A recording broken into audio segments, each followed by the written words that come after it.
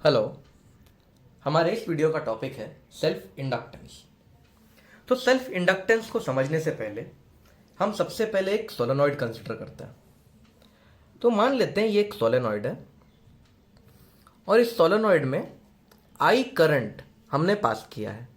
तो इस सोलेनॉइड में हमने आई करंट पास किया है। इस सोलेनॉइड की लेंथ स्मॉल एल है। ये आपको दिख रहा है टर्न्स 1 2 3 4 ऐसे कुल मिला के कैपिटल एन टर्न्स है। छोटू एन है number of turns per unit length, यानी कि कैपिटल एन को अगर एल से डिवाइड कर दूं तो मुझे छोटू एन मिल जाएगा। और ए है area of cross section. Area of cross section मतलब ये जो एरिया बन रहा है, ये वाला जो एरिया बन रहा है इसके एरिया ऑफ क्रॉस सेक्शन कहते हैं। यानी कि अगर ये पेन है तो उसका ये जो एरिया है ये इसका एरिया ऑफ क्रॉस सेक्शन है। तो A is the area of cross section. ये सारी चीजें सोलेनॉइड के बारे में हमें पता है। नाउ चिल्ड्रन, जैसे ही मैं एक करंट इस सोलेनॉइड में पास करता हूं, इस सोलेनॉइड में जैसे ही करंट जाएगा, ऑफ कोर्स सोलेनॉइड एक मैग्नेटिक फील्ड बनाएगा और ये मैग्नेटिक फील्ड कुछ इस तरीके का दिखेगा। आप सबको पता है सोलेनॉइड का मैग्नेटिक फील्ड कैसा दिखता है।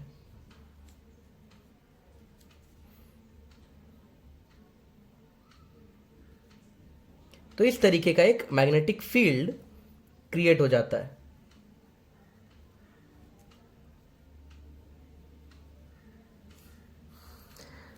तो चिल्ड्रन, क्या देखने को मिला? हमें यह देखने को मिला कि जैसे ही हम एक करंट पास करते हैं सोलेनॉइड के थ्रू, तो सोलेनॉइड एक मैग्नेटिक फील्ड बनाता है। और यह मैग्नेटिक फील्ड देखो सोलेनॉइड के अंदर ही घुस गया। ये देखो यहां पे सोलेनॉइड के अंदर मैग्नेटिक फील्ड है। तो यानी हमने इस सोलेनॉइड में करंट पास किया और इस सोलेनॉइड के अंदर मैग्नेटिक फील्ड घुस गया।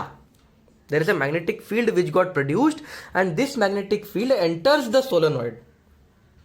यानी कि इसका मतलब यह है कि जब भी मैं एक करंट पास करूंगा तो इस एरिया से जो मैग्नेटिक फील्ड घुसा वो एक मैग्नेटिक फ्लक्स क्रिएट करेगा।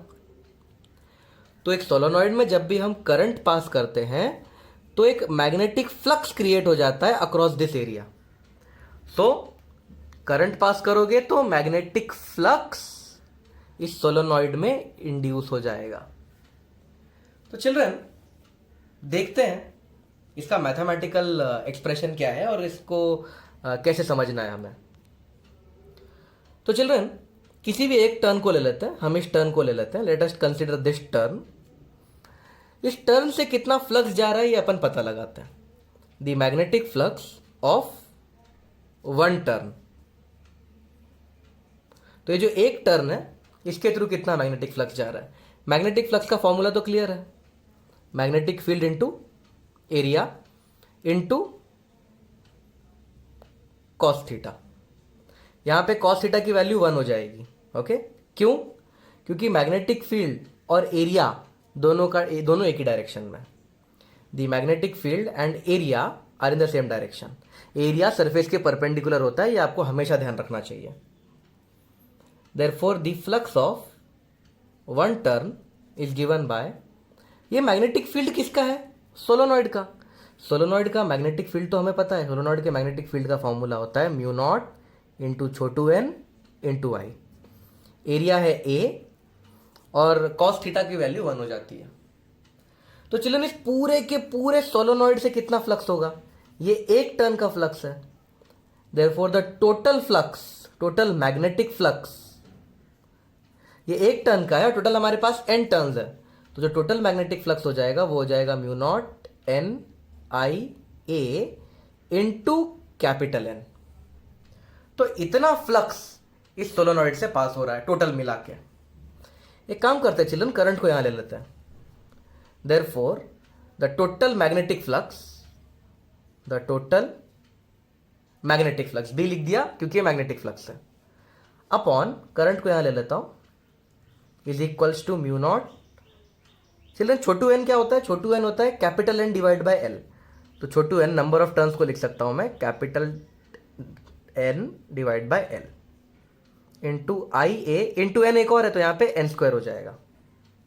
Okay, therefore the total magnetic flux upon current is given by, मैं इस तरह से याद करता हूं इसको, N square mu naught A upon L. Sorry, यहां पे आई यहां पे ले लिया तो आई नहीं आएगा, यहां पे आई यहां पे नहीं आएगा, आई को हमने यहां ले लिया था. तो चिल्ड्रन इस चीज को ध्यान से देखो, ये एन स्क्वायर किसकी प्रॉपर्टी है, किस पे डिपेंड करता है एन? सोलोनॉइड पे. म्यू नॉट तो कांस्टेंट है. एरिया किस पे डिपेंड करता है? एरिया किसका है? सोलोनॉइड का. लेंथ किसका है? सोलोनॉइड का. तो एक बार हमने सोलोनॉइड बना दिया, एक बार इसका कंस्ट्रक्शन हो गया, तो number of turns constant, area of solenoid constant, length of solenoid constant, mu naught constant. तो ये पूरी चीज एक कांस्टेंट है. This entire thing is a constant. और ये कांस्टेंट डिपेंड किस पे कर रहा है? ये पूरी चीजें डिपेंड किस पे कर रहा है? ये सोलोनॉइड पे डिपेंड कर रहा है. Number of turns, area, length, ये सब किसकी प्रॉपर्टी है? सोलोनॉइड की. तो this entire thing is a constant which depends on the solenoid की ज्योमेट्री.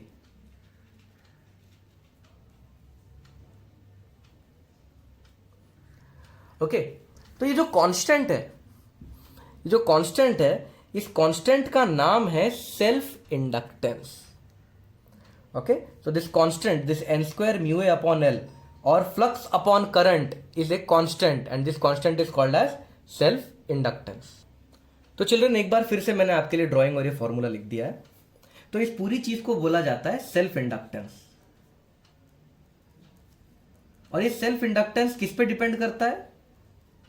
सेल्फ इंडक्टेंस डिपेंड करता है सोलोनॉइड की प्रॉपर्टीज पे. सेल्फ इंडक्टेंस मैग्नेटिक फ्लक्स और करंट पे डिपेंड नहीं करता चिल्ड्रन. बच्चे ये गलती कर देते हैं. Self inductance does not depend on magnetic flux and current. किस पे डिपेंड करता है self inductance?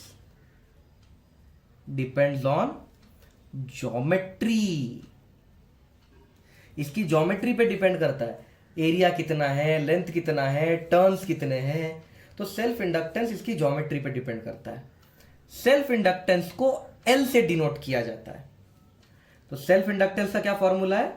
Self inductance is the magnetic flux which gets created upon the current which we pass. और इसका एक और फॉर्मूला है सोलोनॉइड के लिए, N square mu A upon L. Children ये जनरल फॉर्मूला है, यानी कि सेल्फ इंडक्टेंस का ये फॉर्मूला हमेशा ट्रू है और सेल्फ इंडक्टेंस का ये फॉर्मूला ट्रू फॉर सोलोनॉइड है. तो अगर सोलोनॉइड का सेल्फ इंडक्टेंस पूछा तो आप इसका यूज कर सकते हो, इसका भी यूज कर सकते हो. लेकिन अगर कोई दूसरा शेप आ गया, उसका सेल्फ इंडक्टेंस पूछ लिया, तो आप ये फॉर्मूला यूज नहीं कर सकते. अगर शेप चेंज हो गया, सोलोनॉइड की जगह कोई और शेप बन गया, तो आप ये फॉर्मूला यूज नहीं कर सकते. ये फॉर्मूला सिर्फ सोलोनॉइड के लिए है. ये जनरल फॉर्मूला है सेल्फ इंडक्टेंस का. अब क्वेश्चन ये आता है कि ये सेल्फ इंडक्टेंस हमें बता क्या रहा है और इसका नाम सेल्फ ही क्यों रखा है? यहां पे इसमें सेल्फ वर्ड क्यों आया? तो चलो लेट अस सी, इसका नाम सेल्फ इंडक्टेंस ही क्यों रखा.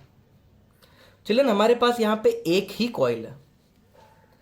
इसी कॉइल के करंट ने इसी कॉइल में फ्लक्स जनरेट किया है. क्योंकि इसी के करंट ने इसी में फ्लक्स जनरेट किया, इसी कॉइल के करंट ने इसी कॉइल में फ्लक्स जनरेट किया है, इसीलिए इसे सेल्फ इंडक्टेंस कहते हैं. इसके सेल्फ करंट ने सेल्फ मैग्नेटिक फील्ड क्रिएट किया है, सेल्फ फ्लक्स क्रिएट किया है, इसीलिए यहां पे सेल्फ वर्ड आया है. खुद का करंट, खुद का मैग्नेटिक फील्ड, खुद का मैग्नेटिक फ्लक्स.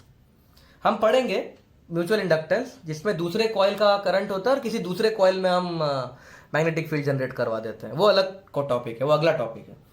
पर फिलहाल के लिए इसका नाम सेल्फ इंडक्टेंस क्यों है? क्योंकि इसका खुद का करंट है और ये खुद के करंट से खुद का फ्लक्स क्रिएट कर रहा है, खुद का मैग्नेटिक फील्ड क्रिएट कर रहा है, इसीलिए इसका नाम सेल्फ इंडक्टेंस, दूसरे पे डिपेंड नहीं कर रहा. अब ये जो सेल्फ इंडक्टेंस है ये बताता क्या है? सेल्फ इंडक्टेंस बताता है मैग्नेटिक एनर्जी स्टोर करने की काबिलियत, मैग्नेटिक फील्ड स्टोर करने की काबिलियत. अगर किसी भी ज्योमेट्री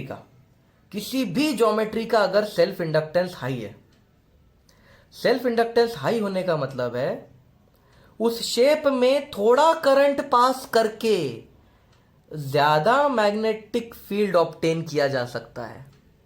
तो अगर किसी डिवाइस का सेल्फ इंडक्टेंस है हाई, इसका मतलब है उस डिवाइस में थोड़ा सा करंट डालो और वो डिवाइस के आजू बाजू बहुत सारा मैग्नेटिक फील्ड क्रिएट हो जाएगा, बड़ा मैग्नेटिक फ्लक्स क्रिएट हो जाएगा।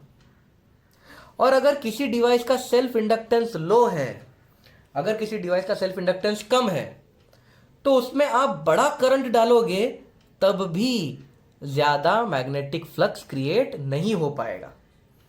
तो अगर L का वैल्यू हाई है, इसका मतलब क्या है? L का वैल्यू हाई है मतलब ऐसे डिवाइस में छोटा करंट डाल के भी बड़ा मैग्नेटिक फ्लक्स क्रिएट किया जा सकता है। अगर किसी डिवाइस का L का वैल्यू लो है तो उसमें बड़ा करंट डाल के भी ज्यादा मैग्नेटिक फ्लक्स क्रिएट नहीं कर पाओगे। तो किसी डिवाइस का अगर किसी डिवाइस का सेल्फ इंडक्टेंस हाई है तो थोड़े करंट से भी ज्यादा मैग्नेटिक एनर्जी स्टोर कर सकता है वो डिवाइस।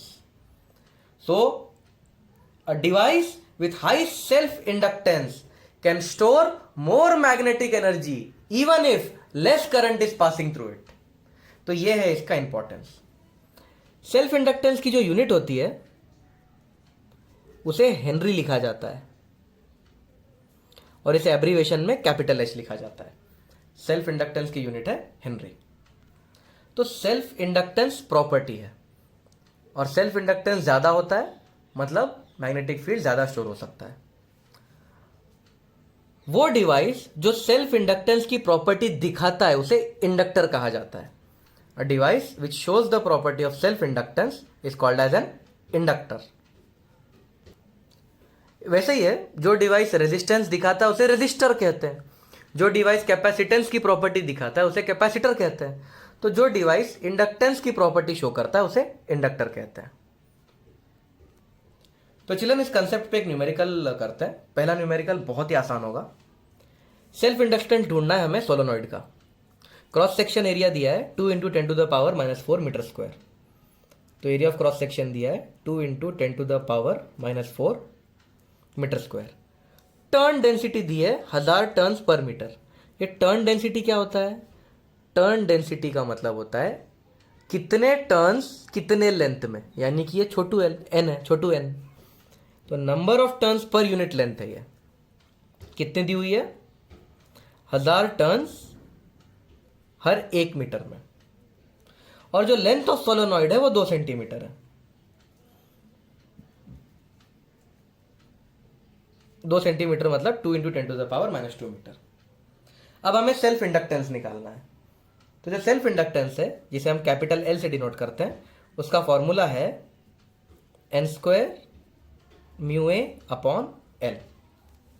लेकिन ये जो कैपिटल N है उसकी इंफॉर्मेशन नहीं दी है, पर हमें पता है छोटू n क्या होता है। छोटू n होता है number of turns per unit length. तो यहां से कैपिटल N मिल जाएगा n × L। तो कैपिटल N को मैं लिख सकता हूं n² L²। कैपिटल N को ये लिख दिया μA/L। ये और ये कट जाएगा। छोटू n का वैल्यू दिया है 1000, तो 1000² इंटू लेंथ है 2 × 10⁻⁻²। μ0 का वैल्यू होता है 4π × 10⁻⁷। एरिया दिया है 2 × 10⁻⁴। तो इसे कैलकुलेट कर लेंगे तो आंसर आ जाएगा 4 2 8, 8 2 16 पाई। ये 10⁻⁶ है चिल्ड्रन, 10⁻⁶, और ये 10⁻⁻�6। तो ये पूरा उड़ गया तो बचा क्या 10⁻⁻⁷। So this is the value of inductance. तो इतने हेनरी है इसका inductance. The inductance of this solenoid is 16 π × 10⁻⁷ Henry. अगला क्वेश्चन देखते हैं चिल्ड्रन। एक वायर है उसे कॉइल किया गया है। कॉइल किया मतलब उसका वही सोलेनॉइड बना दिया। एक वायर को कॉइल करके उसका इंडक्टर बनाया है और इंडक्टर का लेंथ है छोटू l। Area of cross section है छोटू a। अब क्या किया? अब एरिया ऑफ क्रॉस सेक्शन को बना दिया a/4, लेकिन जो लेंथ ऑफ इंडक्टर है ये छोटू एल, उसे सेम रखा है और उसी वायर के साथ उसी वायर का यूज करके हमने एक नया इंडक्टर बना दिया। तो नया इंडक्टर कैसे बनाया? पहले ये पहला इंडक्टर था, वायर की मदद से एक इंडक्टर बनाया, फिर इसको खोल खाल के वायर को फिर से लपेटा, लेकिन जो नया एरिया ऑफ क्रॉस सेक्शन था उसको a/4 किया। तो एक बार फिर से एक वायर था, उसका इंडक्टर का लेंथ l था, area of cross section a था, इंडक्टर बनाया उससे। फिर नया इंडक्टर बनाया, उसी वायर को खोल खाल के नया इंडक्टर बनाया, एरिया 1/4 कर दिया, लेंथ वही रखा और उसी वायर का इस्तेमाल किया। तो अगर पुराने इंडक्टर का वैल्यू L था तो नए इंडक्टर का वैल्यू कितना होगा? This is the question. Children, सबसे पहले हम एरिया पे ध्यान देते हैं। तो पुराना एरिया था A, नया एरिया a/4। तो एरिया पुराना था A, नया एरिया a/4। दोनों का रेशियो ले लिया मैंने, पुराना एरिया अपॉन नया एरिया। अब जो एरिया ऑफ क्रॉस सेक्शन होता है वो तो सर्कुलर होता है। ये देखो, ये जो एरिया ऑफ क्रॉस सेक्शन है ये सर्कुलर है। तो इस एरिया का क्या फॉर्मूला होगा? पाई इंटू रेडियस स्क्वायर, और इस एरिया का पाई इंटू नया रेडियस स्क्वायर। तो इन सबको मैं कट कर देता हूं, पाई भी कट हो जाएगा, 4 ऊपर चला जाएगा, तो 4 टाइम्स जो नया रेडियस होगा उसका स्क्वायर इक्वल टू पुराने रेडियस का स्क्वायर। तो जो नया रेडियस होगा मैं स्क्वायर रूट लूंगा, तो नया रेडियस आधा हो जाएगा। ऑफ कोर्स रेडियस आधा हो जाएगा, इसीलिए एरिया 1/4 हुआ था। तो नया इंडक्टर कैसे मिलेगा हमें, और ये सब क्यों किया मैंने? चिल्ड्रन, ये सब मैंने इसीलिए किया ताकि आपको एक बात क्लियर कट समझ में आ जाए। रेडियस आधा हो चुका है, वायर वही है, पहले उस वायर को जितने रेडियस में हमने स्प्रेड किया था, अब उस रेडियस का आधा रेडियस करना है। तो देखते हैं इससे क्या फर्क पड़ता है। तो चिल्ड्रन, यहाँ पे आप देख सकते हैं मैंने एक धागा लिया है, इसमें एक ही टर्न है, इस धागे में बस एक टर्न है, और इसे एक बड़े से सर्कल में, लगभग सर्कल है, गरीबों वाला सर्कल, लगभग इस सर्कल के फॉर्म में इस वायर को मैंने गोल गोल घुमा दिया है, और इसका रेडियस इतना है, इस सर्कल का रेडियस। अब अगर मैं इस धागे का रेडियस आधा कर दूं तो देखते हैं क्या होता है। ओके, तो अब ये पूरा रेडियस है, आप इसका रेडियस ध्यान दीजिए, इतना रेडियस है। अगर मैं इसका रेडियस आधा कर दूं तो क्या होगा? तो देखो, उसी धागे का रेडियस अब मैं आधा करने की कोशिश कर रहा हूं। तो ये जो सर्कल बना है इसी को अब मैं आधा करूंगा। तो चिल्ड्रन, जैसे ही मैं इसके रेडियस को आधा करूंगा, लगभग इतना रेडियस, नया रेडियस बनना चाहिए। तो अगर मैं इसके रेडियस को आधा करने की कोशिश करूंगा तो देखो मुझे क्या मिलता है। ये देखो, अब इसका रेडियस लगभग ये आधे से कुछ ज्यादा ही कम हो गया, अब इसका रेडियस आधा हो चुका है। नाउ चिल्ड्रन, क्योंकि इसका रेडियस एक्चुअली आधे से कुछ ज्यादा कम हो गया, थोड़ा सा और बड़ा बनना था ये। एक मिनट, थोड़ा सा इसको अरेंज कर लेता हूं मैं। ओके, अब हाँ, अब थोड़ा सही लग रहा है। तो चिल्ड्रन, अब वायर वही है, उसका रेडियस आधा हो चुका है। जो रेडियस पहले बना रहा था वो रेडियस आधा हो चुका है। तो रेडियस आधा होने की वजह से देखो क्या हो गया, अब एक टर्न की जगह, यहां पे टर्न्स गिनो कितना है, ये देखो, एक टर्न की जगह 2 टर्न है इसमें, ध्यान से देखो, एक टर्न की जगह 2 टर्न है। तो चिल्ड्रन, अगर रेडियस आधा हो जाता है तो जो टर्न्स होते हैं वो डबल हो जाते हैं। तो पहले सिर्फ एक टर्न का वायर था, अब आप देख सकते हो यहाँ पे 2 टर्न है, ये 2 टर्न से बन गया है। तो चिल्ड्रन, क्योंकि हमने रेडियस आधा कर दिया है तो जो नंबर ऑफ टर्न्स है वो डबल हो जाएंगे। तो अब मैं ऐसा लिख देता हूं, पुराना इंडक्टर L था, नया इंडक्टर L न्यू है।